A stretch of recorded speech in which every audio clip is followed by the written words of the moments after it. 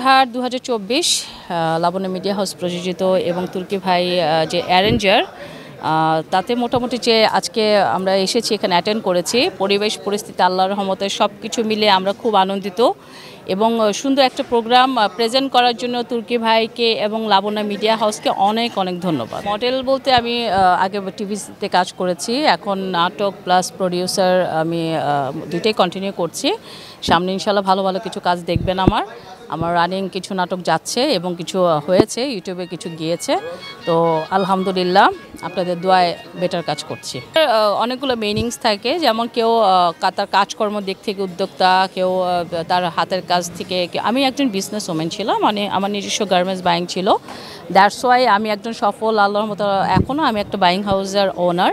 তো that's why আমাকে সেই হিসেবে তারা এন্টারপ্রেনাররা মোটামুটি এনকারেজ করেছে। আপনার আলহামদুলিল্লাহ আমি সব কিছুই মেনটেন করছি, আমার সংসার, আমার কাজকর্ম। আমি যে মিডিয়াতেও মোটামুটি অ্যাক্টিভ আছি, আমি প্রডিউসার এবং অভিনেত্রী হিসেবেও আত্মপ্রকাশ করেছি। আশা করি ইনশাল্লাহ আমার কাজ আপনাদের খারাপ লাগবে না। একটা মানুষ চেষ্টা করলে সব কিছুই সম্ভব। Nothing can impossible in this world, everything is possible, যদি আপনার সে এইম থাকে। সো আমি যেহেতু ঢাকা বিশ্ববিদ্যালয় থেকে এমফিল করা একটা মেয়ে, সো আমি পারবো না কেন?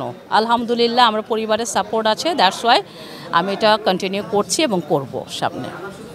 আসলে এই যে উদ্যোক্তা হিসেবে নিজেকে এক সময় কোথায় নিয়ে যেতে চাচ্ছেন কাজের মাধ্যম দিয়ে?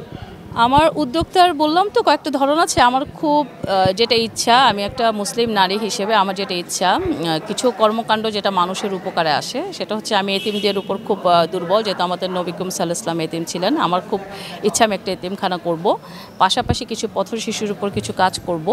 তো আমি অবশ্যই সরকারের কাছ থেকে কিছু সহযোগিতাও অবশ্যই আমাদের শিশুদের জন্য অবশ্যই বাস্তবায়ন করার চেষ্টা করব। তো ইচ্ছা আছে, এটা আমার আল্লাহ তাআলা কতটুকু আমাকে সহযোগিতা করবেন এবং আমার তকদিরে কতটুকু কী লেখা আছে সেটা সময়ই বলে দেবে, তবে আমার চেষ্টা থাকবে ইনশাল্লাহ। নারীদের ক্ষেত্রে অনেক বাধা আসে, ওই ক্ষেত্রে আপনার কোনো বাধা বা আছে কি না? হ্যাঁ, একটা নারী হিসেবে যেহেতু আমরা মানে যেহেতু সামাজিক পরিবারের মেয়ে, আমাদের তো অনেক কিছুই ফেস করতে হয়েছে, সব কিছুই তো আসলে সহজ ছিল না। তারপরে ফ্যামিলিকে মেনটেন করে তাদেরকে বুঝিয়ে নিজের সে অবস্থানটা তৈরি করা অনেকটা টাফ হয়েছে, বাট আলহামদুলিল্লাহ আজকে যতটুকু আছে তাও আল্লাহর দান, পরিবারের সহযোগিতা। সামনেও যা হবে ইনশাল্লাহ আল্লাহর হুকুমে এবং পরিবারের সহযোগিতা এবং আপনাদের ভালোবাসা নিয়ে হবে ইনশাল্লাহ। নাটক করেন, কিন্তু সিনেমা করার কোনো ইচ্ছা আছে কিনা বা এরকম? অলরেডি একটা সিনেমার অফার আমার এসেছে, সেটা আপনারা হয়তো দেখছেন, মহরত হয়েছে। ছবির নাম হচ্ছে বউ। আমাদের ডিএফ তায়েব ভাই এবং ববি ম্যাডাম আছেন নায়িকাতে। তো সেখানে আমাকে একটা ক্যারেক্টারের কথা চলছে। তো আমি এটা এখনও ডিসিশন হবে ইনশাল্লাহ আশা করি, যেহেতু এটা একটা সামাজিক পারিবারিক ছবি। তো আমি ভালো কাজ করতে উৎসাহী, যাতে মানুষ আমাকে ভালো দিকটাই দেখে। আমি আসলে নায়িকাও হতে চাই না, আমি এমন কোনো ক্যারেক্টার করতে চাই না যেটার জন্য হ্যাঁ নায়িকারা নায়িকাদের মতো প্রেজেন্ট করবে। আমার ইচ্ছা আমি ভালো কাজ করব, সেটা যে অ্যাঙ্গেল থেকে হোক, সেটা ভিলেনের চরিত্র হতে পারে, সেটা মার চরিত্র হতে পারে, সেটা মেয়ের চরিত্র হতে পারে, আবার অনেক সময় নায়িকার আমার উপর গল্প বেসিস করেও হতে পারে। সেটা হচ্ছে সময় মানে স্ক্রিপ্টের উপর কথা বলবো।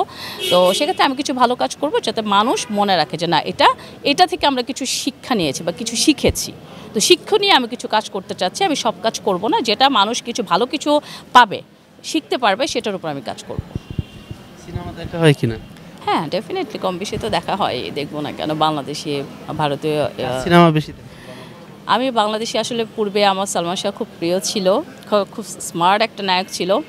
এখন তো শাকিব খান আছে, শাকিব ভাইয়ের কিছু মুভি আমি কম বেশি দেখি। শাকিব ভাইয়ের সাথে আমার মোটামুটি এমনি ফর্মালি খুব ভালো পরিচয়। ভাইয়া অনেক ভালো মানুষ, এখন তো সে মোটামুটি টপ অফ দ্য লেভেলে আছে, তার ছবিও দেখছি। পাশাপাশি আমাদের যে আগের যে কিছু ছবি আছে যেগুলো আসলে না বললেই নয়, যেগুলো শঙ্খনীল কারাগার, ভাত দে, মরণের পরে, আগুনের পরশমণি, কিছু কিছু ছবি আছে যেগুলো আজীবন রয়ে গেছে এবং রয়ে যাবে। এগুলো আসলে মানুষ কখনো ফেলে দিতে পারবে না। মুভির ক্ষেত্রে অনেক সময় কিছু মনে রাখে, কিছু মনে থাকে না, কিন্তু এগুলো এমন কিছু স্ক্রিপ্ট যেগুলো আজীবন মানুষের মনে থাকবে। সিনেমা দেখা না, দরদ এখনও দেখি নেই, কিন্তু এটার মোটামুটি যতটুকু শুনেছি আলহামদুলিল্লাহ মোটামুটি আমাদের নামটা বিশ্বের একটা স্টেজে যাবে আশা রাখি। তো এটাই আমরা আশাবাদী, আমাদের বাংলাদেশকে যে রিপ্রেজেন্ট করতে পারবে বিশ্বের কাছে সেরকম একজন মহানায়কই আমরা চাচ্ছি, যারা বাংলাদেশকে এই আশাটা আমাদেরও আছে। জানি না সেটা সফল করতে পারবো কিনা, সেটাও দুঃখ নাই না করতে পারলে, সেটা সে পর্যন্ত না যেতে পারলে। বাট আমাদেরই সহপাঠী, আমাদেরই ভাই ব্রাদার কেউ যদি, ভাই বোনরা কেউ যদি যেতে পারে, এটা আমাদেরই গর্ব। যে আমি আসলে বেশি বাড়াবো না, সবশেষে আপনার ভক্তবৃন্দ শুভাকাঙ্ক্ষীদের উদ্দেশ্যে কি কিছু বলার আছে? অবশ্যই আমাদের ভক্তরাই তো আমাদের সব, আমাদের ভক্তরাই আমাদের অনুপ্রেরণার উৎস। তারা যদি আমাদেরকে অনুপ্রেরণা দেয়, তারা যদি আমাদেরকে সাপোর্টিং করে, তাহলে তো আমরা একটা ভালো কাজে উৎসাহী হব। মানুষ মানুষের জন্য।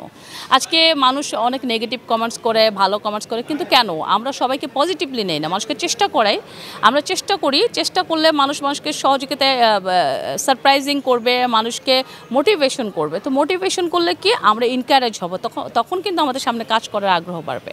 ভবিষ্যতে আমাদের থেকে তো আরও নিউ জেনারেশন আসবে। তো আপনারা যদি আমাদেরকে মোটিভেশন করেন, অবশ্যই আপনাদের নিউ জেনারেশনকে আমরা মোটিভেশন করব, এটাই হচ্ছে নিয়ম।